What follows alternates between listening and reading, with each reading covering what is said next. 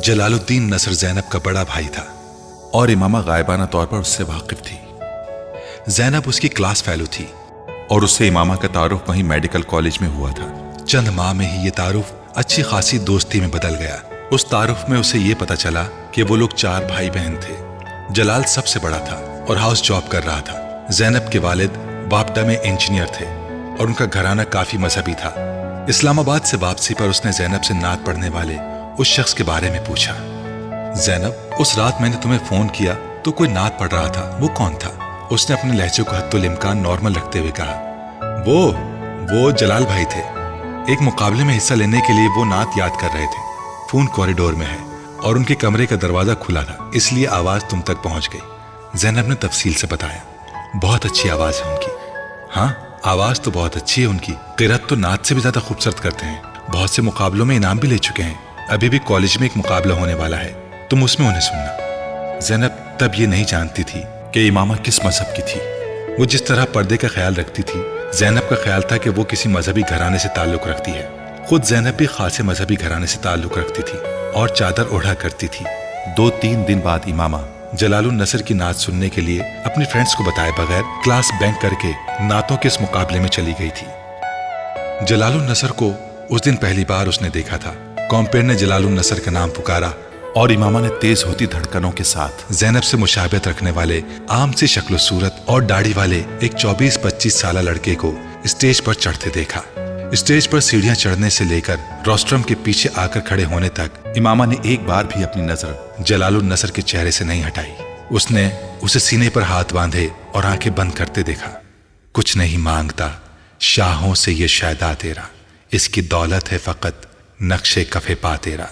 इमामा को अपने पूरे वजूद में एक लहर सी दौड़ती महसूस हुई। हॉल में मुकम्मल खामोशी थी और सिर्फ उसकी खूबसूरत आवाज गूंज रही थी। वो किसी सहरज़दा मामूल की तरह बैठी उसे सुनती रही।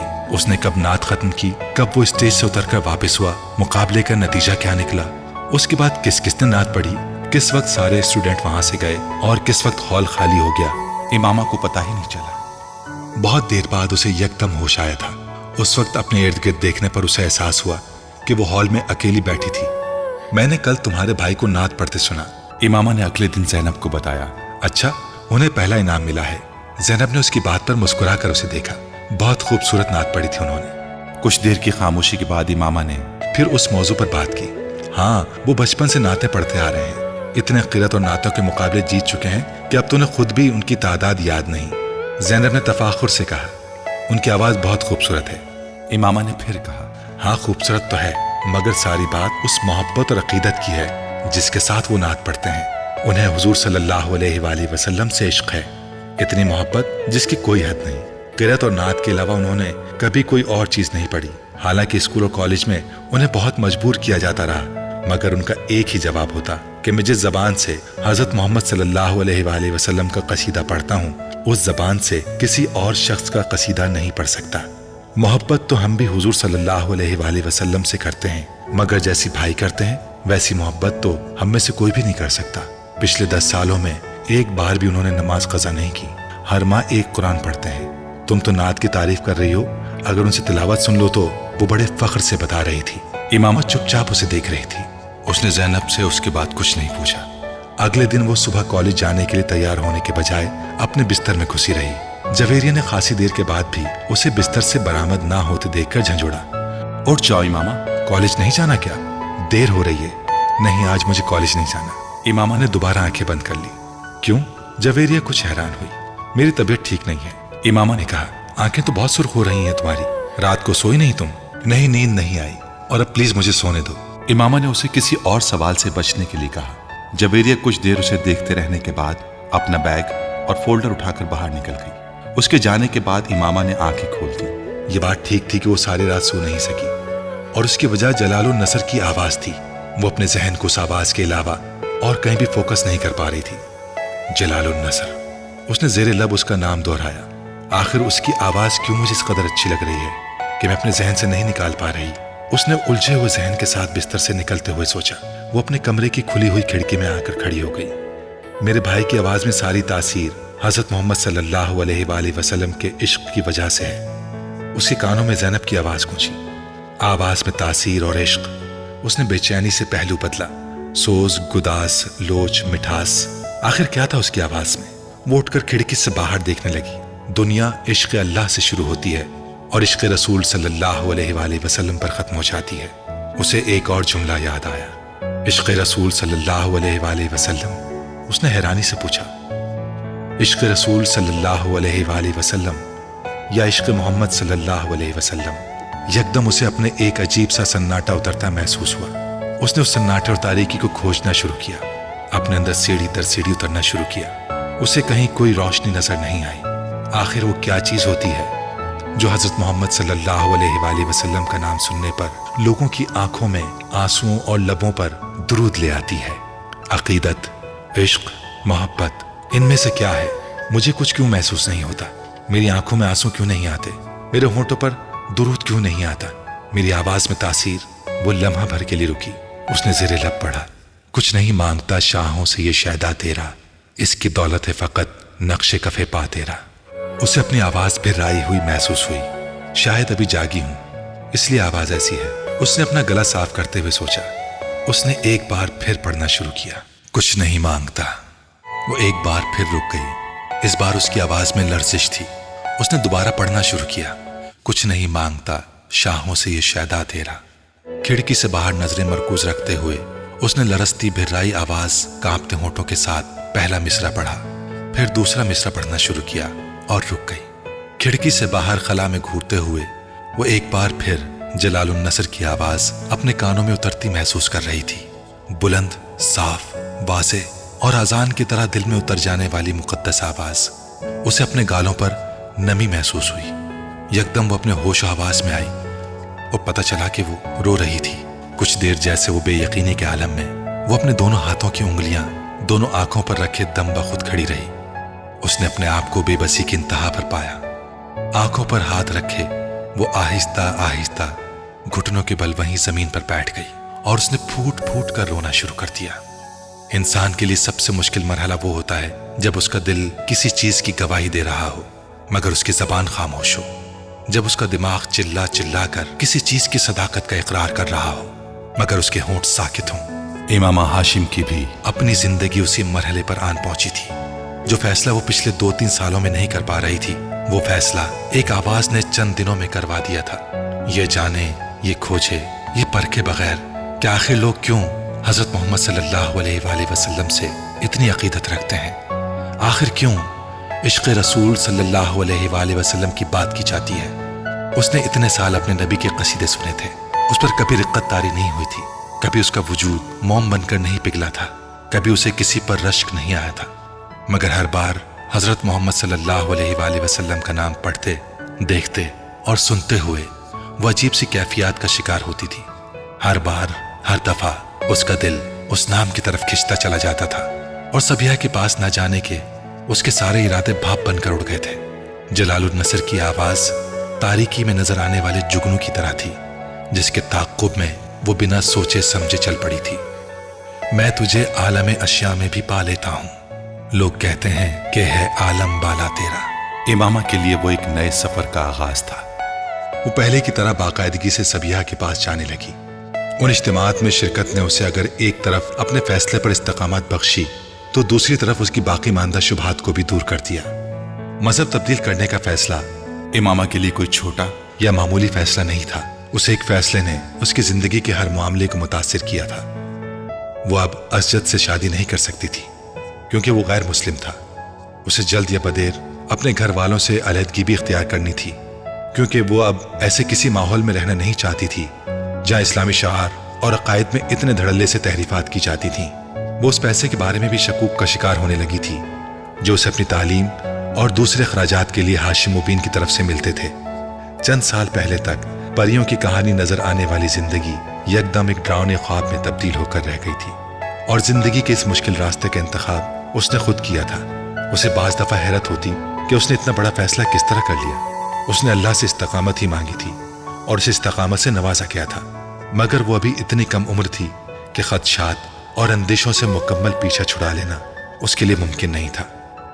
इमामा, तुम फिलहाल अपने वालिदैन को मजहब की तब्दीली के बारे में ना बताओ, अपने पैरों पर खड़ी हो जाओ। उस वक्त न सिर्फ तुम आसानी से असजद से शादी से इनकार कर सकती हो, बल्कि उन्हें अपने मजहब की तब्दीली के बारे में भी बता सकती हो। सबिहा ने एक बार उसके खदशात सुनने के बाद उससे मशवरा दिया, मैं उस पैसे को अपने ऊपर खर्च करना नहीं चाहती जो मेरे बाबा मुझे देते हैं। अब जबकि मैं जानती हूँ कि मेरे वालिद एक झूठे मजहब की तबलीग कर रहे हैं, तो ये जायज़ नहीं है कि मैं ऐसे शख्स से अपने अखराजात के लिए रकम लूँ। तुम ठीक कहती हो, मगर तुम्हारे पास फिलहाल कोई दूसरा रास्ता नहीं है। बेहतर है तुम अपनी तालीम मुकम्मल कर लो, उसके बाद तुम्हें अपने वालिद से भी कुछ नहीं लेना पड़ेगा।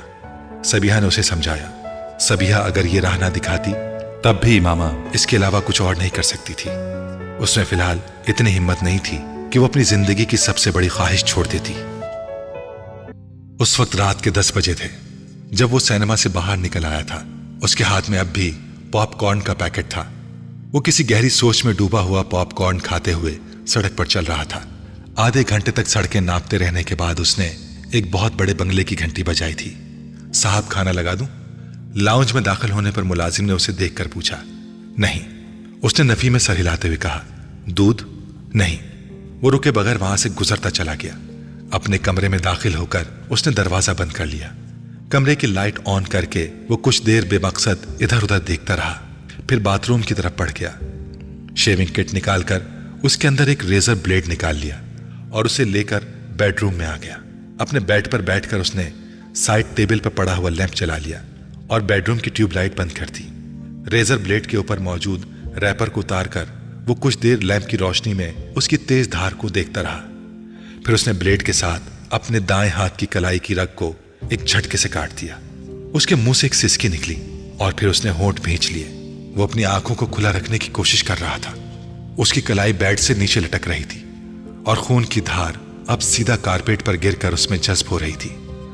उसका जहन जैसे किसी गहरी खाई में जा रहा था। फिर उसने कुछ धमाके सुने। तारीकी में जाता हुआ जहन एक बार फिर झमाके के साथ रोशनी में आ गया। शोर अब बढ़ता जा रहा था। वो फौरी तौर पर शोर की वजह नहीं समझ पा रहा था। उसने एक बार फिर अपनी आंखें खोल दी, मगर वो किसी चीज को समझ नहीं पा रहा था। वो सो रही थी जब हड़बड़ाकर उठ बैठी। कोई उसका दरवाजा बजा रहा था। इमामा, इमामा। वसीम दरवाजा बजाते हुए बुलंद आवाज में उसका नाम पुकार रहा था। क्या हुआ? क्यों चिल्ला रहे हो? दरवाजा खोलते ही उसने कुछ हवास बाख्तगी के आलम में वसीम से पूछा, जिसका रंग उड़ा हुआ था। फर्स्ट एड बॉक्स है तुम्हारे पास? वसीम ने उसे देखते ही फौरन पूछा। हाँ, क्यों? वो मजीद परेशान हुई। बस उसे लेकर मेरे साथ आ जाओ। वसीम ने कमरे के अंदर दाखिल होते हुए कहा। क्या हुआ? उसके पैरों के नीचे से जैसे जमीन खिसकने लगी। चूचू ने फिर खुदकुशी की कोशिश की है। अपनी कलाई काट ली है उसने। मुलाजिम आया हुआ है नीचे उसका। मेरे साथ चलो। इमामा ने बेइख्तियार इत्मीनान भरा सांस लिया। तुम्हारे दोस्त को मेंटल हॉस्पिटल में होना चाहिए, जिस तरह की हरकत करता फिरता है। इमामा ने नागवारी से अपने बेड पर पड़ा हुआ दुपट्टा ओढ़ते हुए कहा। मैं तो इसे देखते ही भाग आया हूं। अभी वो होश में था। उसने मुड़कर इमामा को बताया। वो दोनों अब उसके पीछे सीढ़ियां उतर रहे थे। तुम उसे हॉस्पिटल ले जाते? इमामा ने आखिरी सीढ़ी पर पहुंचकर कहा। वो भी ले जाऊंगा, पहले तुम उसकी कलाई वगैरह तो बांधो, खून तो बंद हो। वसीम, मैं उसे कोई बहुत अच्छी किस्म की फर्स्ट एड नहीं दे सकती। पता नहीं उसने किस चीज से कलाई काटी है और जख्म कितना गहरा है। उसके अपने घर वाले कहाँ हैं? बात करते करते इमामा को ख्याल आया, उसके घर में कोई भी नहीं है, सिर्फ मुलाजिम है। वो तो कोई फोन कॉल आई थी जिस पर मुलाजिम उसे बुलाने के लिए गया। जब अंदर से कोई जवाब नहीं आया तो परेशान होकर दूसरे मुलाजिमों के साथ मिलकर उसने दरवाजा तोड़ दिया। वो दोनों साथ साथ चलते हुए अब अपने घर से निकल आए।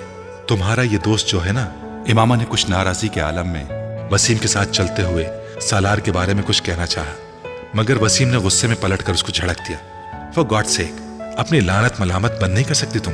उसकी हालत सीरियस है और तुम उसकी बुराइयों में मसरूफ हो। ऐसी हरकतें करने वालों के लिए मेरे पास कोई हमदर्दी नहीं है।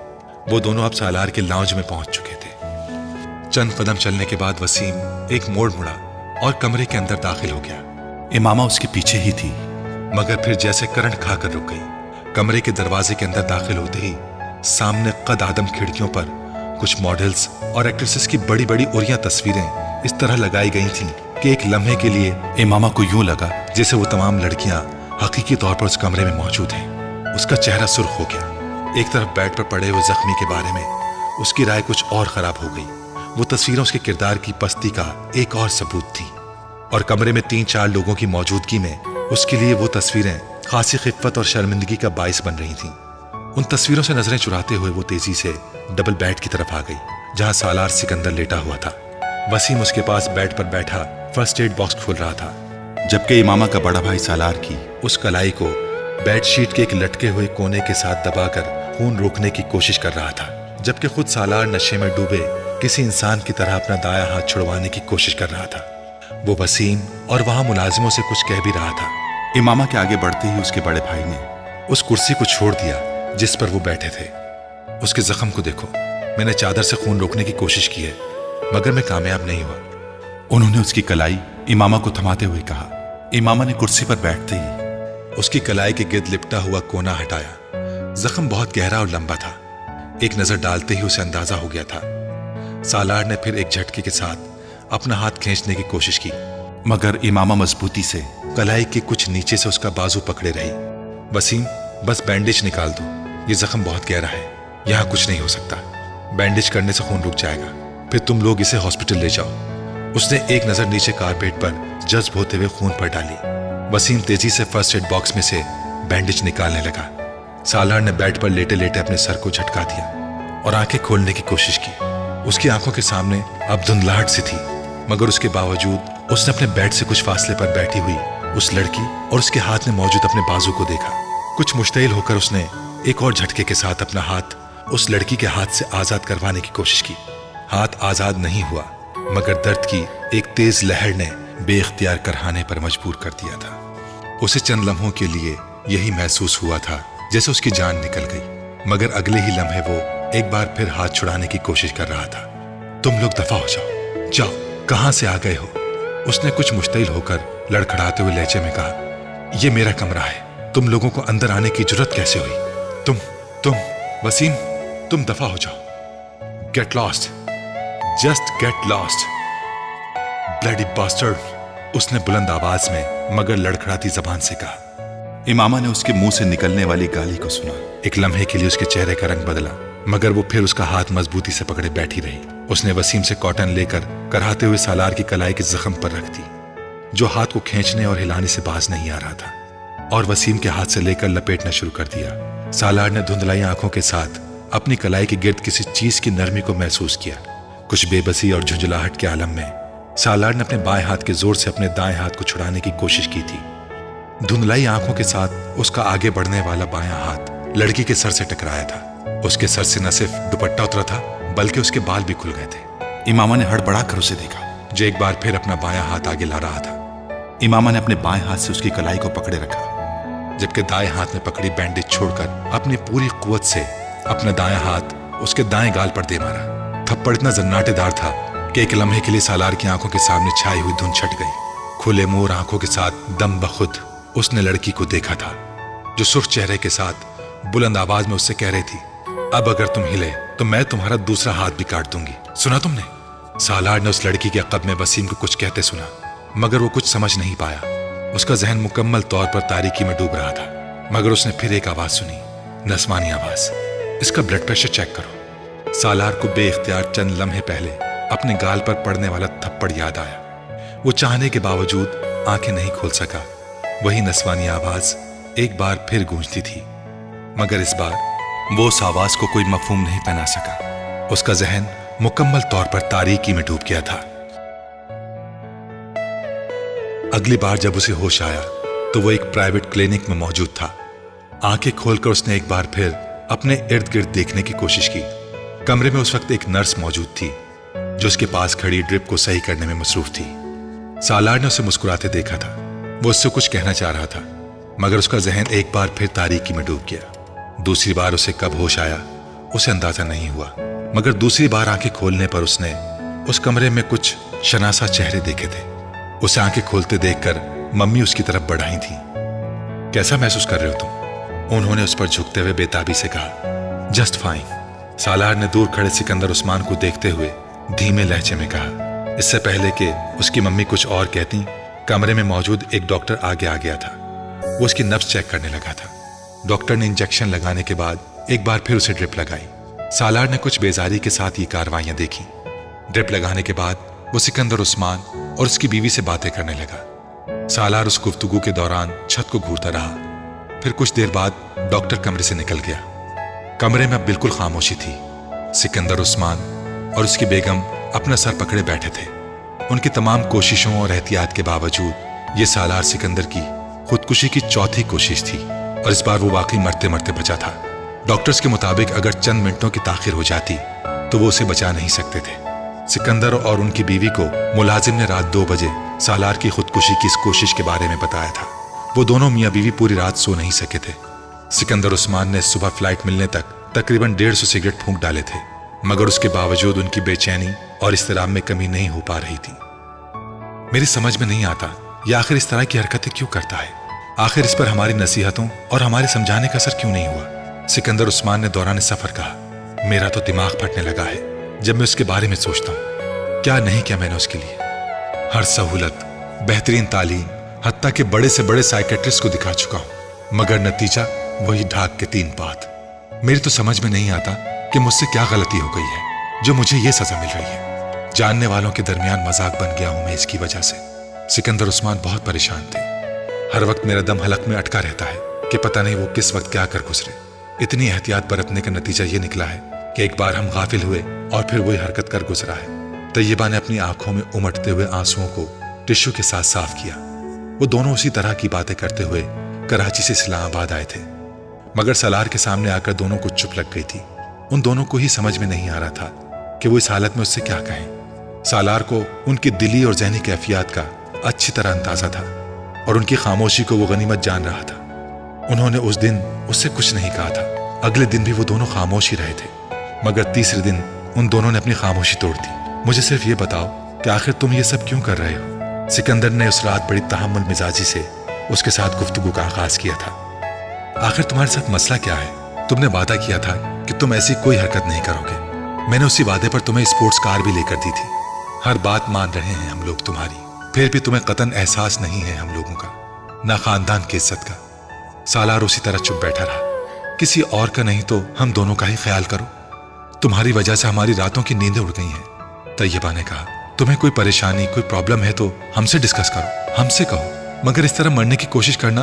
तुमने कभी सोचा है कि अगर तुम इन कोशिशों में कामयाब हो जाते तो हमारा क्या होता। सालार खामोशी से उनकी बातें सुन रहा था। उनकी बातों में कुछ भी नया नहीं था। खुदकुशी की हर कोशिश के बाद वो उनसे इसी तरह की बातें सुनता था। कुछ बोलो, चुप क्यों हो, कुछ समझ आ रहा है तुम्हें। तैयबा ने झुंझला कर कहा। वो उन्हें देखने लगा। माँ बाप को इस तरह जलील करके बड़ी खुशी मिलती है तुम्हें। इस कदर शानदार मुस्तकबिल है तुम्हारा और तुम अपनी अहमकाना हरकतों से अपनी जिंदगी खत्म करने की कोशिश कर रहे हो। लोग तरसते हैं इस तरह के एकेडमिक रिकॉर्ड के लिए। सिकंदर उस्मान ने उसे उसका एकेडमिक रिकॉर्ड याद दिलाने की कोशिश की। सालार ने बेइख्तियार एक जमा ही ली। वो जानता था अब वो उसके बचपन से लेकर उसकी अब तक की कामयाबियों को दोहराना शुरू करेंगे। अगले 15 मिनट उस मौजू पर बोलने के बाद उन्होंने थक कर पूछा, आखिर तुम कुछ बोल क्यों नहीं रहे हो। बोलो। मैं क्या बोलूं, सब कुछ तो आप दोनों ने कह दिया। सालार ने कुछ उकताए हुए अंदाज में कहा, मेरी जिंदगी मेरा पर्सनल मामला है। फिर भी मैंने आपको बताया है कि दरअसल मैं मरने की कोशिश नहीं कर रहा था। सिकंदर ने उसकी बात काटी। तुम जो भी कर रहे थे वो मत करो, हम पर कुछ रहम खाओ। सालार ने नाराजी से बाप को देखा। तुम आखिर ये क्यों नहीं कह देते कि तुम आइंदा ऐसी हरकत नहीं करोगे। फजूल में क्यों बहस करते जा रहे हो। इस बार तैयबा ने उससे कहा, अच्छा ठीक है, नहीं करूंगा ऐसी कोई भी हरकत। सालार ने बेजारी से जैसे उन दोनों से जान छुड़ाने के लिए कहा। सिकंदर ने एक गहरी सांस ली। वो उसके वादे पर मुतमईन नहीं हुए थे, ना वो ना उनकी बीवी, मगर ऐसे वादे लेने के अलावा उनके पास कोई और चारा नहीं था। वो बचपन से अपने इस बेटे पर फख्र करते आ रहे थे, मगर पिछले कुछ सालों से उनका वो फख्र खत्म हो गया था। जितना परेशान उन्हें सालार ने किया था उतना उनके बाकी बच्चों ने मिलकर भी नहीं किया था। अब कैसा है तुम्हारा दोस्त। गए थे तुम उसकी खैरियत दरियाफ्त करने। इमामा वसीम के साथ मार्केट जा रही थी कि अचानक उसे सालार का ख्याल आया। पहले से तो हालत काफी बेहतर है उसकी, शायद कल परसों तक डिस्चार्ज हो जाए। वसीम ने उसे सालार के बारे में तफसीलात से आगाह किया। तुम चलोगी वापसी पर उसको देखने। वसीम को अचानक ख्याल आया। मैं? इमामा हैरान हुई। मैं क्या करूंगी जाकर, खैरियत दरियाफ्त करना, और क्या करना है तुम्हें। वसीम ने संजीदगी से कहा। अच्छा। इमामा ने तामुल से कहा, चलो ठीक है चलेंगे। हालांकि इस तरह के मरीज की आयादत करना फजूल है। उसने लापरवाही से कंधे उचकाते हुए कहा, वैसे मुझे तवक्को थी कि उसके पेरेंट्स हमारे घर आएंगे शुक्रिया वगैरह अदा करने, کہ ہم نے ان کے بیٹے کی جان بچائی، کس قدر بر وقت مدد کی تھی ہم نے، مگر انہوں نے تو بھولے سے ہمارے گھر کا رخ نہیں کیا۔ امامہ نے تبصرہ کیا، تم ان بیچاروں کی کنڈیشن کا اندازہ نہیں کر سکتی، کس منہ سے وہ شکریہ ادا کرنے آئے، اور پھر اگر کوئی یہ پوچھ بیٹھے کہ آپ کے بیٹے نے ایسی حرکت کیوں کی تو وہ دونوں کیا جواب دیں گے؟ وہ بیچارے عجیب مشکل میں پھنسے ہوئے ہیں۔ وسیم نے قدر افسوس کرنے والے انداز میں کہا، ویسے اس کے پیرنٹس نے میرا بہت شکریہ ادا کیا، اور امی اور بابا پرسوں جب اس کی خیریت دریافت کرنے گئے تھے تو انہوں نے وہاں بھی ان دونوں کا بہت شکریہ ادا کیا۔ یہ تو امی اور بابا کی سمجھداری تھی کہ انہوں نے ان سے کوئی سوال نہیں کیا سالار کے بارے میں، ورنہ تو ادھر بھی خاصی خفت کا سامنا کرنا پڑتا۔ وسیم نے گاڑی موڑتے ہوئے کہا، مگر آخر تمہارے اس دوست کا مسئلہ کیا ہے؟ کیوں بیٹھے بٹھائے اس طرح کی احمقانہ حرکتیں کرنے لگتا ہے؟ امامہ نے پوچھا، تم مجھ سے اس طرح پوچھ رہی ہو جیسے وہ مجھے سب کچھ بتا کر یہ سب کچھ کرتا ہے۔ مجھے کیا پتا وہ کس لیے کرتا ہے یا کیوں کرتا ہے؟ تمہارا اتنا گہرا دوست ہے، تم پوچھتے کیوں نہیں اس سے؟ اتنا گہرا بھی نہیں ہے کہ ایسی باتوں کے بارے میں وہ مجھے بتانے لگے، اور ویسے بھی میں کیوں کرے دوں گا؟ ہوگا اس کا کوئی مسئلہ؟ تو پھر بہتر نہیں ہے کہ تم ایسے دوستوں سے کچھ فاصلے پر رہو، ایسے لوگوں سے دوستی اچھی نہیں ہوتی۔ اگر کل کو تم نے بھی اس طرح کی حرکتیں شروع کر دی تو؟ ویسے تم نے اس دن جو حرکت کی تھی وہ اگر اسے یاد رہی تو ہماری دوستی میں خود ہی خاصا فرق آ جائے گا۔ وسیم نے کچھ جتانے والے انداز میں کہا، میں نہیں سمجھتی کہ اسے وہ تھپڑ یاد ہوگا، صحیح طور پر ہوش میں تو نہیں تھا۔ تم نے ذکر کیا اس سے اس بارے میں؟ امامہ نے پوچھا۔ نہیں، مجھ سے کہا تو نہیں، مگر ہو سکتا ہے کہ اسے یاد ہو۔ تم نے اچھا نہیں کیا تھا، اس نے حرکت ہی ایسی کی تھی، ایک تو اپنا ہاتھ کھینچ رہا تھا، دوسرے گالیاں دے رہا تھا، اور اوپر سے میرا دوپٹہ بھی کھینچ لیا۔ اس نے دوپٹہ نہیں کھینچا تھا، اس کا ہاتھ لگا تھا۔ وسیم نے سالار کا دفاع کرتے ہوئے کہا، جو بھی تھا اس وقت تو مجھے بہت غصہ آیا تھا، مگر بعد میں مجھے بہت افسوس ہوا تھا، اور میں نے تو اللہ کا شکر ادا کیا کہ وہ بچ گیا۔ اگر کہیں وہ مر جاتا تو مجھے تو بہت ہی پچھتاوا ہوتا اپنے اس تھپڑ کا۔ امامہ نے قدر معذرت خواہانہ انداز میں کہا، چلو تم آج جا رہی ہو تو معذرت کر لینا۔ وسیم نے مشورہ دیا، کیوں ایکسکیوز کروں؟ ہو سکتا ہے اسے کچھ یاد ہی نہ ہو، پھر میں خواہ گڑھے مردے اکھاڑوں، اسے یاد دلاؤں کہ میں نے اس کے ساتھ کیا کیا تھا۔ امامہ نے فوراً کہا، اور فرض کرو اسے سب کچھ یاد ہوا تو کیا ہوگا؟ وہ کون سا ہمارا رشتہ دار ہے کہ اسے تعلقات خراب ہو جائیں گے یا میل جول میں فرق پڑے گا؟ امامہ نے لاپرواہی سے جواب دیا۔ شاپنگ کرنے کے بعد وسیم اسے کلینک لے آیا جہاں سالار زیر علاج تھا۔ وہ دونوں جس وقت اس کمرے میں داخل ہوئے اس وقت وہ سوپ پینے میں مصروف تھا۔ سالار نے وسیم کے ساتھ آنے والی لڑکی کو دیکھا اور فوراً پہچان لیا تھا، اگرچہ اس رات اس حالت میں وہ اسے شناخت نہیں کر سکا، مگر اس وقت اسے دیکھتے ہی وہ اسے پہچان گیا تھا۔ اپنی ممی سے یہ بات وہ پہلے ہی جان چکا تھا کہ وسیم کی بہن نے اسے فرسٹ ایڈ دی تھی، مگر اسے وہ فرسٹ ایڈ یاد نہیں تھی، بس وہ زناٹے دار تھپڑ یاد تھا جو اس رات اسے پڑا تھا۔ اس لیے امامہ کو دیکھتے ہی وہ سوپ پیتے پیتے رک گیا۔ اس کی چپتی ہوئی نظروں سے امامہ کو اندازہ ہو گیا کہ اسے یقیناً اس رات ہونے والے واقعات کسی نہ کسی حد تک یاد تھے۔ رسم علیک سلیک کے بعد اس کی ممی امامہ کا شکریہ ادا کرنے لگی، جبکہ سالار نے سوپ پیتے ہوئے گہری نظروں سے اسے دیکھا۔ وسیم سے اس کی دوستی کو کئی سال گزر چکے تھے اور اس نے وسیم کے گھر میں امامہ کو بھی کئی بار دیکھا تھا، مگر اس سے پہلے کبھی توجہ نہیں دی تھی۔ اس دن پہلی بار وہ اس پر قدر تنقیدی انداز میں غور کر رہا تھا۔ اس کے دل میں امامہ کے لیے تشکر یا احسان مندی کے لیے کوئی جذبات نہیں تھے۔ اس کی وجہ سے اس کے سارے پلان کا بیڑا غرق ہو گیا تھا۔ امامہ اس کی ممی سے گفتگو میں مصروف تھی، مگر وہ وقتاً فوقتاً اپنے اوپر پڑنے والی اس کی نظروں سے بھی واقف تھی۔ زندگی میں پہلی بار اسے کسی کی نظریں اتنی بری لگی تھیں۔ ایک لمحے کے لیے اس کا دل چاہا وہ اٹھ کر وہاں سے بھاگ جائے۔ سالار کے بارے میں اس کی رائے اور بھی خراب ہو گئی تھی۔ وہ اپنے اس تھپڑ کے لیے معذرت کے ارادے سے وہاں آئی تھی، مگر اس وقت اس کا دل چاہا اسے 2-4 اور تھپڑ لگا دے۔ تھوڑی دیر وہاں بیٹھنے کے بعد فوراً ہی واپس جانے کے لیے اٹھ کھڑی ہوئی، اور واپس جاتے ہوئے اس نے سالار کے ساتھ علیک سلیک کا تکلف بھی نہیں کیا تھا۔ وہ صرف اس کی ممی کے ساتھ دعا سلام کے بعد سالار کی طرف دیکھے بغیر باہر نکل آئی تھی، اور باہر آ کر اس نے سکون کا سانس لیا تھا۔ اس طرح کے دوست بنائے ہوئے ہیں تم نے؟ اس نے باہر نکلتے ہی وسیم سے کہا، جس نے کچھ حیرانی سے اسے دیکھا۔ کیوں؟ اب کیا ہوا؟ اسے دیکھنے تک کی تمیز نہیں ہے، اس بات کا احساس تک نہیں ہے کہ میں اس کے دوست کی بہن ہوں اور اس کے دوست کے ساتھ اس کے کمرے میں موجود ہوں۔ وسیم اس کی بات پر کچھ خفیف سا ہو گیا۔ یہ آدمی اس قابل نہیں کہ اس کی عیادت کے لیے جایا جائے، اور تم اس سے میل جول بند کر دو۔ اچھا ٹھیک ہے، میں محتاط رہوں گا، اب تم بار بار اس بات کو نہ دہراؤ۔ وسیم نے موضوع گفتگو بدلنے کی کوشش کرتے ہوئے کہا۔ امامہ دانستہ طور پر خاموش ہو گئی، مگر سالار اس کے ناپسندیدہ افراد کی لسٹ میں شامل ہو چکا تھا۔ ایک اتفاق ہی تھا کہ وہ ان دنوں کچھ چھٹیاں گزارنے اسلام آباد آئی ہوئی تھی، ورنہ شاید سالار سے اس کا اتنا قریبی اور اتنا ناپسندیدہ تعارف اور تعلق کبھی پیدا نہ ہوتا۔ اسلام قبول کرنے کے بعد اس نے پہلی بار جلال النصر کو تب قریب سے دیکھا جب ایک دن وہ چاروں کالج کے لان میں بیٹھی گفتگو میں مصروف تھی۔ وہ وہاں کسی کام سے آیا۔ رسمی سی علیک سلیک کے بعد وہ زینب کے ساتھ چند قدم دور جا کر کھڑا ہوا تھا۔ امامہ اس کے چہرے سے نظریں نہیں ہٹا سکی۔ ایک عجیب سی مسرت اور خوشی کا احساس اسے گھیرے میں لے رہا تھا۔ وہ چند منٹ زینب سے بات کرنے کے بعد وہیں سے چلا گیا۔ امامہ اس کی پشت پر نظریں جمائے اس وقت تک اسے دیکھتی رہی جب تک وہ نظروں سے اوجھل نہیں ہو گیا۔ اس کے ارد گرد بیٹھی اس کی فرینڈز کیا باتیں کر رہی تھیں، اسے اس وقت اس کا کوئی احساس نہیں تھا۔ جب وہ اس کی نظروں سے اوجھل ہوا تو یکدم جیسے دوبارہ اپنے ماحول میں واپس آ گئی۔ جلال النصر سے اس کی دوسری ملاقات زینب کے گھر پر ہوئی تھی۔ اس دن وہ کالج سے واپسی پر زینب کے ساتھ اس کے گھر آئی تھی۔ زینب کچھ دنوں سے ان سب کو اپنے ہاں آنے کے لیے کہہ رہی تھی۔ باقی سب نے کوئی نہ کوئی بہانہ بنا دیا تھا، مگر امامہ اس دن اس کے ساتھ اس کے گھر چلی آئی تھی۔ اس کے گھر آ کر اسے عجیب سے سکون کا احساس ہوا تھا۔ شاید اس کی وجہ جلال النصر سے اس گھر کی نسبت تھی۔ وہ ڈرائنگ روم میں بیٹھی ہوئی تھی اور زینب چائے تیار کرنے کے لیے کچن میں گئی تھی۔ جب جلال ڈرائنگ روم میں داخل ہوا، امامہ کو وہاں دیکھ کر کچھ چونک سا گیا۔ شاید اسے امامہ کو وہاں دیکھنے کی توقع نہیں تھی۔ السلام علیکم، کیا حال ہے آپ کا؟ جلال نے شاید اس طرح بے دھڑک اندر داخل ہونے پر اپنی جھیپ مٹانے کے لیے کہا۔ امامہ نے رنگ بدلتے چہرے کے ساتھ اس کا جواب دیا۔ زینب کے ساتھ آئی ہیں آپ؟ اس نے پوچھا۔ جی۔ زینب کہاں ہے؟ میں دراصل اس کو ڈھونڈتے ہوئے یہاں آ گیا۔ مجھے پتا نہیں تھا کہ اس کی کوئی دوست یہاں موجود ہے، کچھ معذرت خانہ انداز میں کہتے ہوئے وہ پلٹ گیا۔ آپ بہت اچھی نعت پڑھتے ہیں، امامہ نے بے ساختہ کہا۔ وہ ٹھٹک کر رہ گیا۔ شکریہ۔ وہ کچھ حیران نظر آیا۔ آپ نے کہاں سنی؟ ایک دن میں نے زینب کو فون کیا تھا، جب تک فون ہولڈ رہا مجھے آپ کی آواز آتی رہی، پھر زینب سے آپ کے بارے میں پتا چلا۔ میں اس نعتیہ مقابلے میں بھی گئی تھی جہاں آپ نے وہ نعت پڑھی تھی۔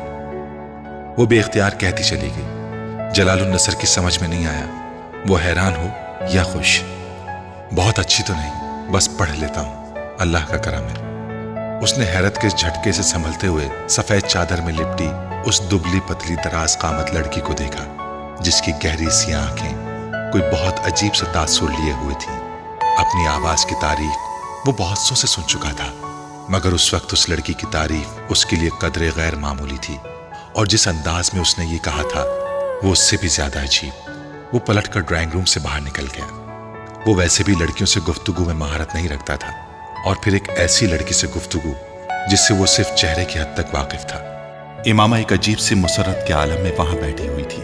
اسے یقین نہیں آ رہا تھا کہ اس نے جلال النصر سے بات کی تھی، اپنے سامنے، خود سے اتنے قریب۔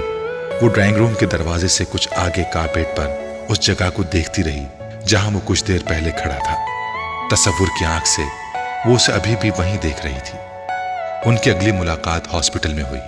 پچھلی دفعہ اگر امامہ دانستہ طور پر زینب کے گھر گئی تھی تو اس بار یہ اتفاق تھا۔ امامہ رابعہ کے ساتھ وہاں آئی تھی، جسے وہاں اپنی کسی دوست سے ملنا تھا۔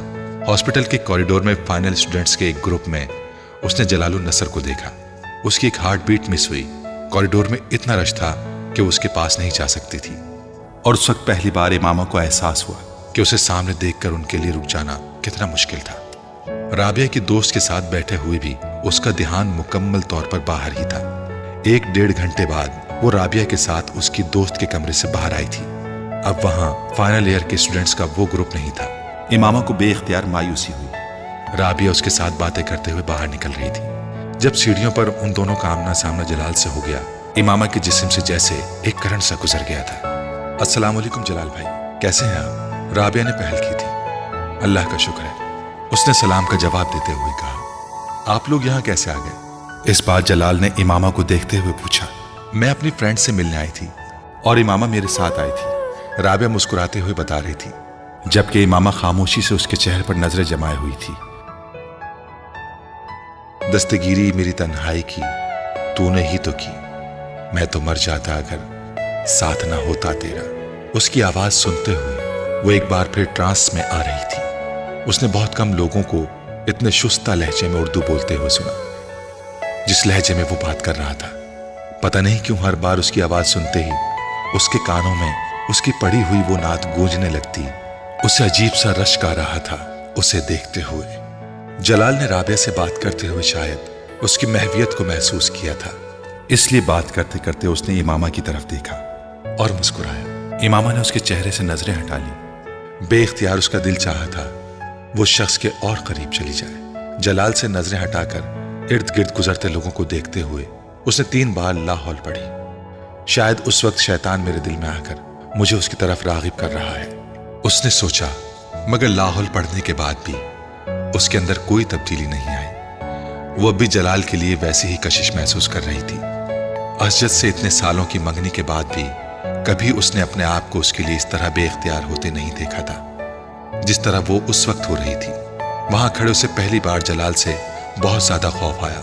میں کیا کروں گی اگر میرا دل اس آدمی کو دیکھ کر اسی طرح بے اختیار ہوتا رہا؟ آخر اسے دیکھ کر مجھے اس نے جیسے بے بسی کے عالم میں سوچا، میں اتنی کمزور تو کبھی نہیں تھی کہ اس جیسے آدمی کو دیکھ کر اس طرح اس نے اپنے وجود کو موم کا پایا۔ بھائی آپ فارغ ہیں؟ اس رات زینب دروازے پر دستک دے کر جلال کے کمرے میں داخل ہوئی۔ ہاں آ جاؤ۔ اس نے اسٹڈی ٹیبل پر بیٹھے بیٹھے گردن موڑ کر زینب کو دیکھا۔ آپ سے ایک کام ہے، زینب اس کے پاس آتے ہوئے بولی۔ کیا کام ہے؟ آپ ایک کیسٹ میں اپنی آواز میں کچھ نعتیں ریکارڈ کر دیں، زینب نے کہا۔ جلال نے حیرت سے اس کی فرمائش سنی۔ کس لیے؟ وہ میری دوست ہے امامہ، اس کو آپ کی آواز بہت پسند ہے، اس لیے اس نے مجھ سے فرمائش کی اور میں نے حامی بھر لی، زینب نے تفصیل بتائی۔ جلال اس فرمائش پر مسکرایا۔ امامہ سے کچھ دن پہلے ہونے والی ملاقات اسے یاد آ گئی۔ یہ وہی لڑکی ہے نا جو اس دن یہاں آئی تھی؟ جلال نے سرسری انداز میں پوچھا۔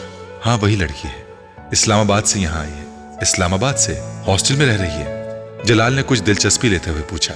جی ہاسٹل میں رہ رہی ہے، کافی اچھا خاندان ہے اس کا، بہت بڑے انڈسٹریلسٹ ہیں اس کے فادر۔ مگر امامہ سے مل کر ذرا محسوس نہیں ہوتا، زینب نے بے اختیار امامہ کی تعریف کی۔ کافی مذہبی لگتی ہے، میں نے 1-2 بار تمہارے ساتھ کالج میں بھی دیکھا تھا، کالج میں بھی چادر اوڑھی ہوتی ہے اس نے۔ یہاں کالج کی آب و ہوا کا ابھی تک اثر نہیں ہوا اس پر، جلال نے کہا۔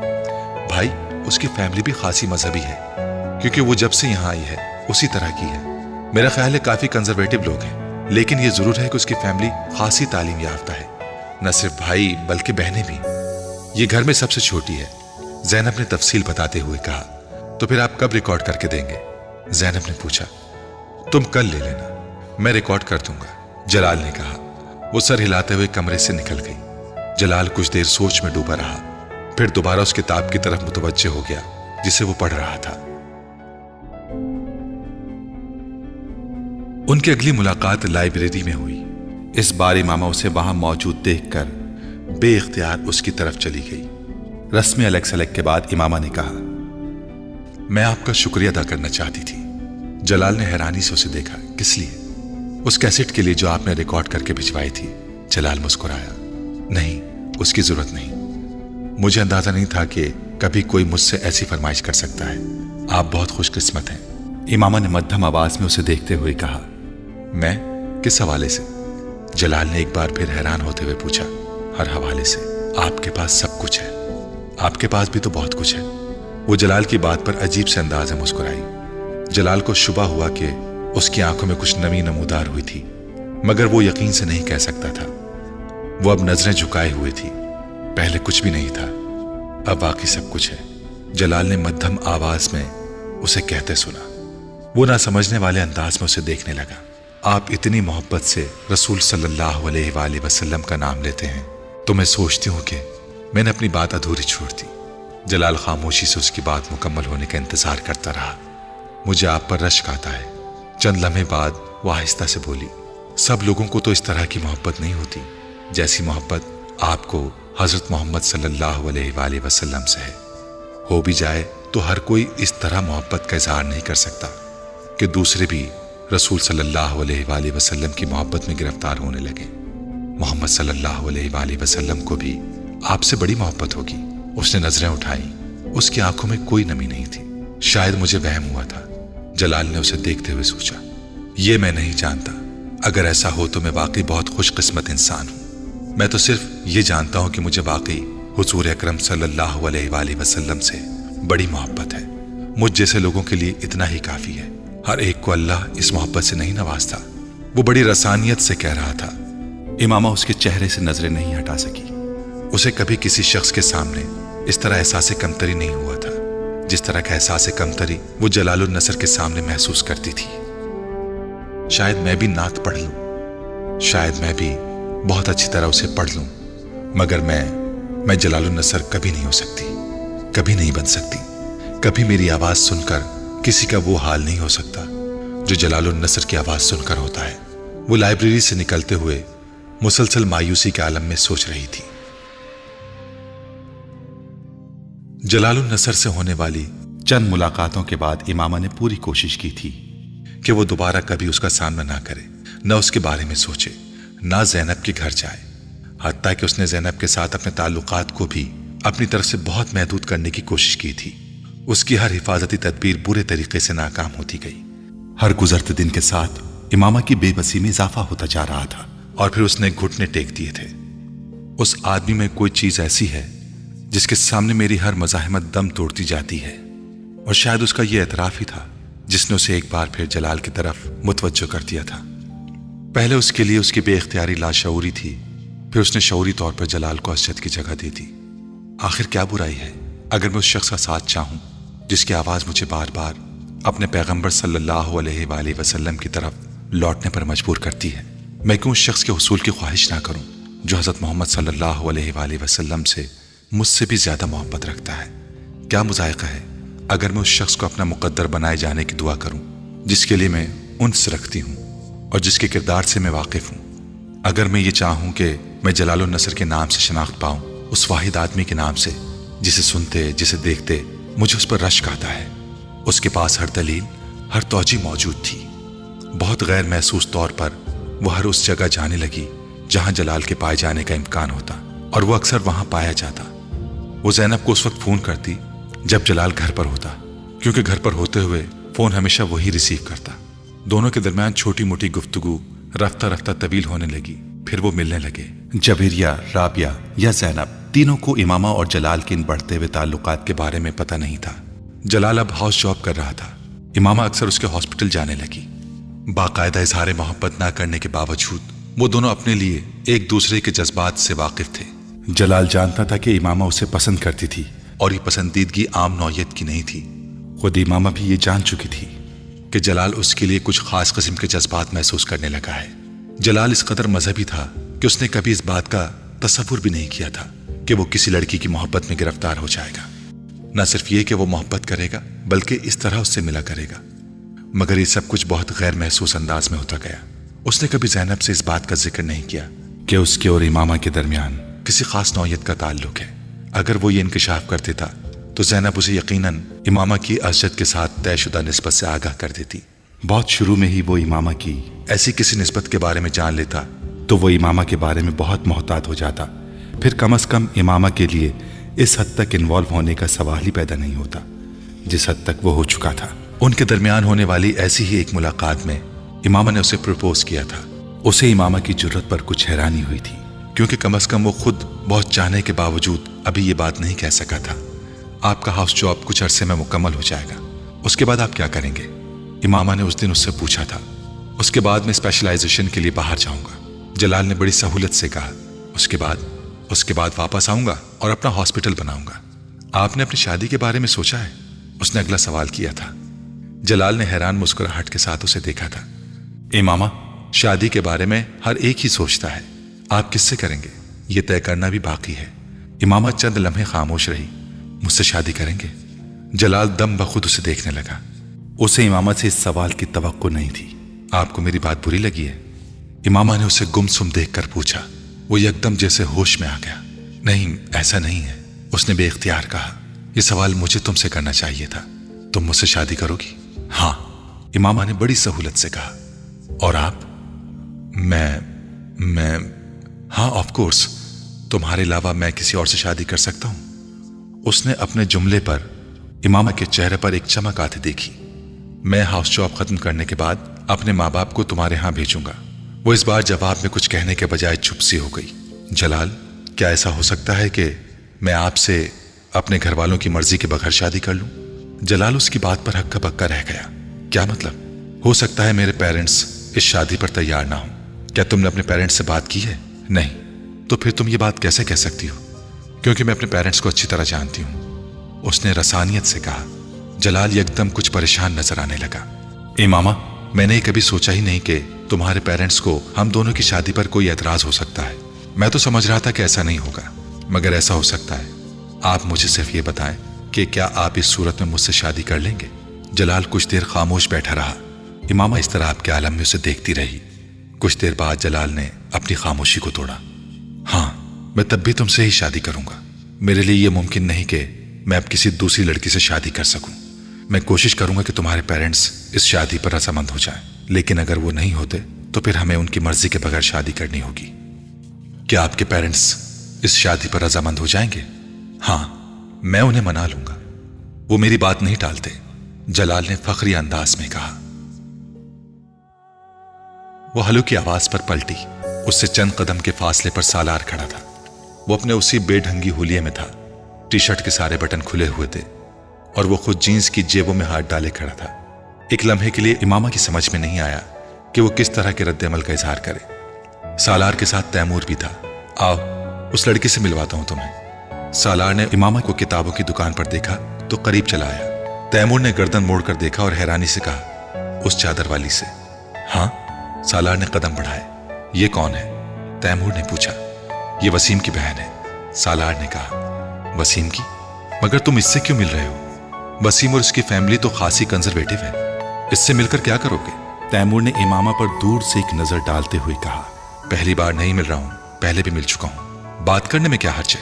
सालार ने उसकी बात सुनी अनसुनी करते हुए कहा। इमामा ने मैगजीन हाथ में पकड़े पकड़े एक नजर सालार को और एक नजर उसके साथ खड़े लड़के को देखा जो तकरीबन सालार जैसे हुलिये में ही था। How are you? सालार ने उसे अपनी तरफ मुतवज्जा देखकर कहा। फाइन।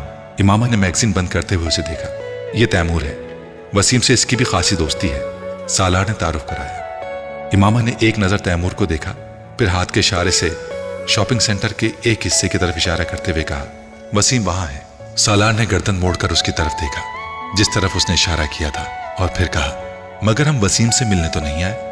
तो? इमामा ने संजीदगी से कहा, आपसे बात करने आए हैं। मगर मैं तो आपको नहीं जानती। फिर आप मुझसे क्या बात करने आए हैं? इमामा ने सर्द महरी से कहा। उसे सालार की आंखों से वहशत होने लगी थी। काश ये किसी से नजर झुकाकर बात करना सीख लेता, खासतौर पर किसी लड़की से। उसने मैगजीन दोबारा खोल लिया। आप मुझे नहीं जानती? सालार मजाक उड़ाने वाले अंदाज में हंसा। आपके घर के साथ ही मेरा घर है, यकीनन है, मगर आपको जाती तौर पर नहीं जानती। उसने उसी रूखाई से मैगजीन पर नजरें जमाए हुए कहा, चंद माह पहले आपने एक रात मेरी जान बचाई थी।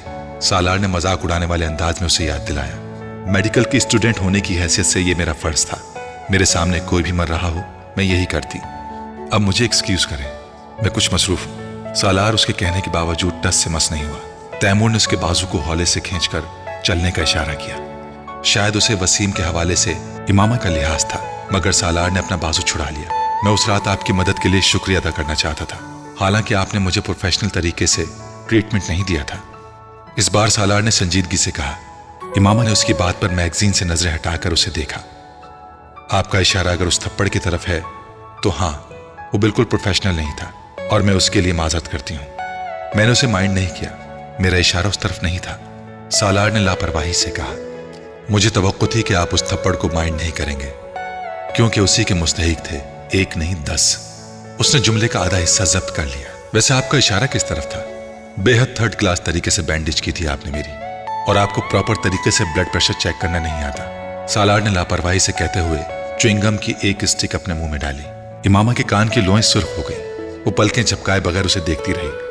अफसोसनाक बात है कि एक डॉक्टर को ऐसे मामूली काम नहीं आते हों जो किसी भी आम आदमी को आते हैं। इस बार उसका अंदाज फिर मजाक उड़ाने वाला था। मैं डॉक्टर नहीं हूं, मेडिकल के इब्तिदाई सालों में हूं, पहली बात। और जहां तक अनप्रोफेशनल होने का ताल्लुक है तो अगली बार सही। आपने तो अभी इस तरह की कई कोशिशें करनी है। मैं आहिस्ता आहिस्ता आप पर प्रैक्टिस करके अपना हाथ साफ कर लूंगी। एक लम्हे के लिए वो कुछ नहीं बोल सका, फिर उसके चेहरे पर मुस्कुराहट उभरी, यूं जैसे वो उसकी बात पर महसूस हुआ था, मगर शर्मिंदा नहीं। उसने उसका इजहार भी कर दिया। अगर आप मुझे शर्मिंदा करने की कोशिश कर रही हैं तो आप इसमें नाकाम होंगी। मैं जानती हूं आप शर्मिंदा नहीं होते, ये सिर्फ इंसानों में होती है। इमामा ने उसकी बात काट दी। आपके ख्याल में मैं क्या हूं? सालार ने उसी अंदाज में कहा। पता नहीं, एक वेट इस बारे में आपको ज्यादा बेहतर गाइड कर सकेगा। वो इस बार उसकी बात पर हंसा। 2 पैरों पर चलने वाले जानवर को हर मेडिकल डिक्शनरी इंसान कहती है, और मैं 2 पैरों पर चलता हूं। रीछ से लेकर कुत्ते तक हर 4 पैरों वाला जानवर 2 पैरों पर चल सकता है, अगर उसे जरूरत पड़े या उसका दिल चाहे तो। मगर मेरे 4 पैर नहीं, और फिर मैं जरूरत के वक्त नहीं, हर वक्त ही 2 पैरों पर चलता हूं। सालार ने अजीब अंदाज में अपने लफ्जों पर जोर देते हुए कहा, यह आपकी खुशकिस्मती है कि आपके 4 पैर नहीं हैं, इसीलिए मैंने आपको वेट से मिलने को कहा। वो आपको आपकी खुसूसियत के बारे में सही बताएगा। इमामा ने सर्द आवाज में कहा। वो उसे जिच करने में वाकई कामयाब हो चुका था। वैसे जितनी अच्छी तरह से आप जानवरों के बारे में जानती हैं, आप एक बहुत अच्छी वेट साबित हो सकती हैं। आपके इल्म से खासा मुतासिर हुआ हूं मैं। इमामा के चेहरे की सुर्खी में कुछ और इजाफा हो गया। अगर आप मेरी वेट बन जाएं तो मैं आपके बताए हुए मशवरे के मुताबिक आप ही के पास आया करूंगा, ताकि आप मेरे बारे में रिसर्च करके मुझे बता सकें। सालार ने बड़ी संजीदगी से कहा। वो इसकी बात के जवाब में कुछ नहीं कह सकी, सिर्फ उसे देख कर रह गई। वो जरूरत से कुछ ज्यादा ही मुंह फट था, और ऐसे शख्स के साथ लंबी गुफ्तगू करना आ बैल मुझे मार के मुतरादिद था, और वो ये हिमाकत कर चुकी थी। वैसे आप क्या फीस चार्ज करेंगी? वो बड़ी संजीदगी से पूछ रहा था। ये वसीम बता देगा। इमामा ने इस बार उसे धमकाने की कोशिश की। चलें ठीक है, मैं वसीम से पूछ लूंगा। इस तरह तो खासी आसानी हो जाएगी। वो उसकी धमकी को समझने के बावजूद मरऊब नहीं हुआ, और उसने इमामा को यह जता भी दिया। तैमूर ने एक बार फिर उसका बाजू पकड़ लिया। आओ सालार चलते हैं, मुझे एक जरूरी काम याद आ रहा है। उसने उजलत के आलम में सालार को अपने साथ तकरीबन घसीटने की कोशिश की, मगर सालार ने तवज्जो नहीं दी। चलते हैं यार, इस तरह खींचो तो मत। वो इस तरह कहते हुए एक बार फिर इमामा की तरफ मुतवज्जे हो गया। बहरहाल ये सब मजाक था। मैं वाकई आपका शुक्रिया अदा करने आया था। आपने और वसीम ने काफी मदद की मेरी। गुड बाय, वो कहते हुए वापस मुड़ गया। इमामा ने बेइख्तियार एक सुकून का सांस लिया। वो शख्स वाकई क्रैक था। उसे हैरत हो रही थी कि वसीम जैसा शख्स कैसे उस आदमी के साथ दोस्ती रख सकता है। वो एक बार फिर मैगजीन के वर्क उलटने लगी। सालार आया था तुम्हारे पास? वसीम ने उसके पास आकर पूछा। दूर से सालार और तैमूर को देख लिया था। हाँ। इमामा ने एक नजर उसे देखा और एक बार फिर मैगजीन देखने लगी। क्या कह रहा था? वसीम ने कुछ तजस्सुस से पूछा। मुझे हैरत होती है कि तुमने उस जैसे शख्स के साथ दोस्ती कैसे कर ली। मैंने जिंदगी में इससे ज्यादा बेहुदा और बदतमीज लड़का नहीं देखा। इमामा ने उखड़े हुए लहजे में कहा। मेरा शुक्रिया अदा कर रहा था और साथ मुझसे कह रहा था कि मुझे बैंडेज तक ठीक से करनी नहीं आती, ना मैं ब्लड प्रेशर चेक कर सकती हूँ। वसीम के चेहरे पर मुस्कुराहट आई। उसको दफा करो, ये अकल से पैदल है। मेरा तो दिल चाह रहा था कि मैं उसे 2 हाथ और लगाऊं, उसके होश ठिकाने आ जाए। मुंह उठाकर अपने दोस्त को लेकर पहुंच गया यहाँ। भाई किसने कहा है तुमसे शुक्रिया अदा करने को? और मुझे तो वो दूसरा लड़का भी खासा बुरा लगा। वो कह रहा था कि तुम्हारी उसके साथ भी दोस्ती है। इमामा को अचानक याद आया। दोस्ती तो नहीं, बस जान पहचान है। वसीम ने वजाहत पेश की। तुम्हें ऐसे लड़कों के साथ जान पहचान रखने की भी जरूरत नहीं है। हुलिया देखा था तुमने उन दोनों का? न उन्हें बात करने की तमीज है, न लिबास पहनने का सलीका, और मुंह उठाकर शुक्रिया अदा करने आ गए हैं। बहरहाल तुम उससे मुकम्मल तौर पर कतई ताल्लुक कर लो। कोई जरूरत नहीं इस तरह के लड़कों से जान पहचान की भी तुम्हें। इमामा ने मैगजीन रखते हुए एक बार फिर उसे तंबीह की और फिर बाहर जाने के लिए कदम बढ़ा दिए। वसीम भी उसके साथ चलने लगा। मगर मैं एक बात पर हैरान हूं, ये जिस हालत में था उसे कैसे याद है कि मैंने उसकी बैंडेज अच्छी नहीं की थी या ब्लड प्रेशर लेने में मुझे दिक्कत हो रही थी? इमामा ने कुछ सोचते हुए कहा। मैं ये समझ रही थी कि ये ऐसे ही हाथ पांव झटक रहा है। मुझे ये अंदाजा नहीं था कि ये अपने इर्द गिर्द होने वाली चीजों को भी ऑब्जर्व कर रहा है। ऐसे बैंडेज वाकई खराब की थी तुमने, और अगर मैं तुम्हारी मदद ना करता तो ब्लड प्रेशर की रीडिंग लेना भी तुम्हें नहीं आती। कम से कम इस बारे में जो भी कह रहा था ठीक कह रहा था। वसीम ने मुस्कुराते हुए कहा। हाँ मुझे पता है, इमामा ने इतराफ करने के अंदाज में कहा, मगर मैं उस वक्त बहुत नर्वस थी। मैं पहली बार इस तरह की सूरत हाल का शिकार हुई थी। फिर उसके हाथ से निकलने वाला खून मुझे और खौफजदा कर रहा था, और ऊपर से उसका रवैया। किसी खुदकुशी करने वाले इंसान को इस तरह की हरकतें करते नहीं देखा था मैंने। और तुम डॉक्टर बनने जा रही हो, वो भी काबिल और नामवर डॉक्टर, ना काबिल यकीन। वसीम ने तबसरा किया। अब कम से कम तुम इस तरह की बातें ना करो। इमामा ने एहतजाज किया। मैंने इसलिए तुम्हें यह सब नहीं बताया कि तुम मजाक उड़ाओ। वो लोग पार्किंग एरिया में पहुंच गए थे। कुछ दिनों से वो जलाल और ज़ैनब के रवैये में अजीब सी तब्दीली देख रही थी। वो दोनों उससे बहुत उखड़े उखड़े रहने लगे थे। एक अजीब सा तनाव था जो वो अपने और उनके दरमियान महसूस कर रही थी। उसने 1-2 बार जलाल को हॉस्पिटल फोन किया, मगर हर बार उसे यही जवाब मिलता कि वो मसरूफ है। وہ زینب کو اگر کالج سے لینے بھی آتا تو پہلے کی طرح اس سے نہیں ملتا تھا، اگر ملتا بھی تو صرف رسمی الیک سلیک کے بعد واپس چلا جاتا۔ وہ شروع میں اس تبدیلی کو اپنا وہم سمجھتی رہی، مگر پھر زیادہ پریشان ہونے پر وہ ایک دن جلال کے ہاسپٹل چلی آئی۔ جلال کا رویہ بے حد سرد تھا، امامہ کو دیکھ کر اس کے چہرے پر مسکراہٹ تک نہیں آئی۔ کافی دن ہو گئے تھے ہمیں ملے ہوئے، اس لیے میں خود چلی آئی، امامہ نے اپنے سارے اندیشوں کو جھٹکنے کی کوشش کرتے ہوئے کہا۔ میری تو شفٹ شروع ہو رہی ہے۔ امامہ نے حیرانی سے اسے دیکھا۔ زینب بتا رہی تھی کہ اس وقت آپ کی شفٹ ختم ہوتی ہے، میں اسی لیے اس وقت آئی ہوں۔ وہ ایک لمحے کے لیے خاموش رہا، پھر اس نے کہا، ہاں صحیح ہے، مگر آج میری کوئی اور مصروفیت ہے۔ میں اس کا منہ دیکھ کر رہ گئی۔ جلال، آپ کسی وجہ سے مجھ سے ناراض ہیں؟ ایک لمحے کے توقف کے بعد اس نے کہا، نہیں، میں کسی سے ناراض نہیں ہوں۔ جلال نے اسی روکھائی سے کہا کہ آپ 10 منٹ باہر آ کر میری بات سن سکتے ہیں؟ جلال کچھ دیر اسے دیکھتا رہا، پھر اس نے اپنا اوور آل اپنے بازو پر ڈال لیا اور کچھ کہے بغیر کمرے سے باہر نکل آیا۔ باہر جاتے ہی جلال نے اپنے رسٹ واچ پر ایک نظر دوڑائی۔ یہ شاید اس کے لیے بات شروع کرنے کا اشارہ تھا۔ آپ میرے ساتھ اس طرح مس بہیو کیوں کر رہے ہیں؟ کیا مس بہیو کر رہا ہوں؟ جلال نے اکھڑ انداز میں کہا، آپ بہت دنوں سے مجھے اگنور کر رہے ہیں۔ ہاں، کر رہا ہوں۔ امامہ کو توقع نہیں تھی کہ وہ اتنی صفائی سے اس بات کا اعتراف کرے گا۔ کیونکہ میں تم سے ملنا نہیں چاہتا۔ وہ کچھ لمحوں کے لیے کچھ نہیں بول سکی۔ کیوں؟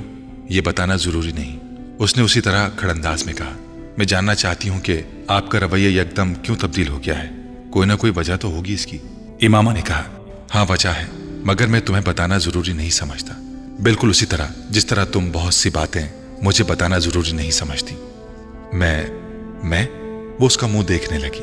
میں نے کون سی باتیں آپ کو نہیں بتائیں؟ یہ کہ تم مسلمان نہیں ہو، جلال نے بڑے تلخ لہجے میں کہا۔ امامہ سانس تک نہیں لے سکی۔ کیا تم نے یہ بات مجھ سے چھپائی نہیں؟ جلال، میں بتانا چاہتی تھی، امامہ نے شکست خوردہ انداز میں کہا۔ چاہتی تھی مگر تم نے بتایا تو نہیں، دھوکہ دینے کی کوشش کی تم نے۔ جلال، میں نے آپ کو دھوکہ دینے کی کوشش نہیں کی، امامہ نے جیسے احتجاج کیا۔ میں آپ کو دھوکہ کیوں دوں گی؟ مگر تم نے کیا یہی ہے، جلال نے سر جھٹکتے ہوئے کہا۔ جلال نے اس کی بات کاٹ دی۔ تم نے جان بوجھ کر مجھے ٹریپ کیا۔ امامہ کی آنکھوں میں آنسو آ گئے۔ ٹریپ کیا؟ اس نے زیر لب جلال کے لفظوں کو دہرایا۔ تم جانتی تھی کہ میں پیغمبر صلی اللہ علیہ وآلہ وسلم سے عشق کرتا ہوں۔ وہ شکست خوردہ انداز میں اسے دیکھتی رہی۔ شادی تو دور کی بات ہے، اب جب میں تمہارے بارے میں سب کچھ جان گیا ہوں تو میں تم سے کوئی تعلق نہیں رکھنا چاہتا۔ تم دوبارہ مجھے ملنے کی کوشش مت کرنا، جلال نے دو ٹوک انداز میں کہا۔ جلال، میں اسلام قبول کر چکی ہوں، اس نے مدھم آواز میں کہا۔ اوہ کم آن، جلال نے تحقیر آمیز انداز میں اپنا ہاتھ جھٹکا۔ یہاں کھڑے کھڑے تم نے میرے لیے اسلام قبول کر لیا۔ اس بار وہ مذاق اڑانے والے انداز میں ہنسا۔ جلال، میں آپ کے لیے مسلم نہیں ہوئی، آپ میرے لیے ایک ذریعہ ضرور بنے ہیں۔ مجھے کئی ماہ ہو گئے اسلام قبول کیے، اور اگر آپ کو میری بات پر یقین نہیں ہے تو میں آپ کو ثبوت دے سکتی ہوں۔ آپ میرے ساتھ چلیں۔ اس بار جلال کچھ الجھے ہوئے انداز میں اسے دیکھنے لگا۔ میں مانتی ہوں میں نے آپ کی طرف پیش قدمی خود کی، آپ کے بقول میں نے آپ کو ٹریپ کیا۔ میں نے ٹریپ نہیں کیا، میں صرف بے بس تھی آپ کے معاملے میں، مجھے خود پر قابو نہیں رہتا تھا آپ کی آواز کی وجہ سے۔ آپ جانتے ہیں، میں نے آپ کو بتایا تھا، پہلی بار آپ کو نعت پڑھتے سنا تو میں نے کیا محسوس کیا تھا۔ آپ کو اگر میرے بارے میں پہلے ہی یہ سب کچھ پتہ چل جاتا تو آپ میرے ساتھ یہی سلوک کرتے جو اب کر رہے ہیں۔ مجھے صرف اس بات کا اندیشہ تھا جس کی وجہ سے میں نے آپ سے بہت کچھ چھپائے رکھا تھا۔ بعض باتوں میں انسان کو اپنے اوپر اختیار نہیں ہوتا، مجھے بھی آپ کے معاملے میں خود پر کوئی اختیار نہیں ہوتا۔ اس نے رنجیدگی سے کہا، تمہارے گھر والوں کو اس بات کا پتہ ہے؟ نہیں، میں انہیں نہیں بتا سکتی، میری منگنی ہو چکی ہے، میں نے آپ کو اس بارے میں بھی نہیں بتایا۔ وہ ایک لمحے کے لیے رکی۔ مگر میں وہاں شادی نہیں کرنا چاہتی، میں آپ سے شادی کرنا چاہتی ہوں۔ میں صرف اپنی تعلیم مکمل ہونے کا انتظار کر رہی ہوں، تب میں اپنے پیروں پر کھڑی ہو جاؤں گی اور پھر میں آپ سے شادی کروں گی۔ 4-5 سال بعد جب میں ڈاکٹر بن جاؤں گی تو شاید میرے پیرنٹس آپ سے میری شادی پر اس طرح اعتراض نہ کریں جس طرح وہ اب کریں گے۔ اگر مجھے یہ خوف نہ ہو کہ وہ میری تعلیم ختم کروا کر میری شادی اسجد سے کر دیں گے تو شاید میں انہیں اس بات کے بارے میں بتا دیتی کہ میں اسلام قبول کر چکی ہوں۔ مگر میں ابھی پوری طرح ان پر ڈیپینڈنٹ ہوں، میرے ہاتھ بندھے ہوئے ہیں۔ آپ وہ واحد راستہ تھے جو مجھے نظر آیا۔ مجھے واقعی آپ سے محبت ہے، پھر میں آپ کو شادی کی پیشکش نہ کرتی تو اور کیا کرتی؟ آپ اس صورتحال کا اندازہ نہیں کر سکتے جس کا سامنا میں کر رہی ہوں۔ میری جگہ پر ہوتے تو آپ کو اندازہ ہوتا کہ میں جھوٹ بولنے کے لیے کتنی مجبور ہو گئی تھی۔ جلال کچھ کہے بغیر पास मौजूद लकड़ी की बेंच पर बैठ गया। वो अब मजीद परेशान नजर आ रहा था। इमामा ने अपनी आंखें पोंछ ली। क्या आपके दिल में मेरे लिए कुछ भी नहीं है? सिर्फ इसलिए मेरे साथ इन्वॉल्व हैं क्योंकि मैं आपसे मोहब्बत करती हूँ। जलाल ने उसके सवाल का जवाब देने के बजाय उससे कहा, इमामा बैठ जाओ, पूरा पेंडोरा बॉक्स खुल गया है मेरे सामने। अगर मैं तुम्हारी सूरत हाल का अंदाजा नहीं कर सकता तो तुम भी मेरी पोजीशन को नहीं समझ सकती। इमामा उससे कुछ फासले पर रखी बेंच पर बैठ गई। मेरे वालिदैन कभी गैर मुस्लिम लड़की से मेरी शादी नहीं करेंगे, कतई नजर इसके कि मैं उससे मोहब्बत करता हूं या नहीं। जलाल, मैं गैर मुस्लिम नहीं हूं, तुम अब नहीं हो, मगर पहले तो थी, और फिर तुम्हारा खानदान। मैं उन दोनों चीजों के बारे में कुछ नहीं कर सकती, इमामा ने बेबसी से कहा। जलाल ने जवाब में कुछ नहीं कहा। कुछ देर वो दोनों खामोश रहे। क्या आप अपने पेरेंट्स की मर्जी के बगैर मुझसे शादी नहीं कर सकते? कुछ देर बाद इमामा ने कहा, यह बहुत बड़ा कदम होगा। जलाल ने नफी में सर हिलाते हुए कहा, और बिलफर्जी काम करने का सोच भी लूं तो भी नहीं हो सकता। तुम्हारी तरह मैं भी अपने पेरेंट्स पर डिपेंडेंट हूं। जलाल ने अपनी मजबूरी बताई। मगर आप हाउस जॉब कर रहे हैं, चंद सालों में एस्टेब्लिश हो जाएंगे। इमामा ने कहा, मैं हाउस जॉब के बाद स्पेशलाइजेशन के लिए बाहर जाना चाहता हूं, और ये मेरे पेरेंट्स की माली मदद के बगैर नहीं हो सकता। स्पेशलाइजेशन के बाद ही वापस आकर अपनी प्रैक्टिस एस्टेब्लिश कर सकता हूं। 3-4 साल अपनी स्टडीज खत्म करने में भी लग जाएंगे। जलाल ने उसे याद दिलाया। फिर इमामा ने उसे मायूसी से देखा। फिर यह कि मुझे सोचने का वक्त हो, शायद मैं कोई रास्ता निकाल सकूं। तुम्हें छोड़ना नहीं चाहता, मगर मैं अपना करियर भी खराब नहीं कर सकता। मेरा प्रॉब्लम सिर्फ यह है कि मेरे पास कुछ भी नहीं है। जो कुछ है माँ बाप का है, और वो अपनी सारी जमा पूंजी मुझ पर खर्च कर रहे हैं, ये सोचकर कि मैं कल को उनके लिए कुछ करूंगा। वो बात करते करते रुका। क्या ऐसा नहीं हो सकता कि तुम्हारे वालिदैन अपनी मर्जी से तुम्हारी शादी मुझसे कर दें?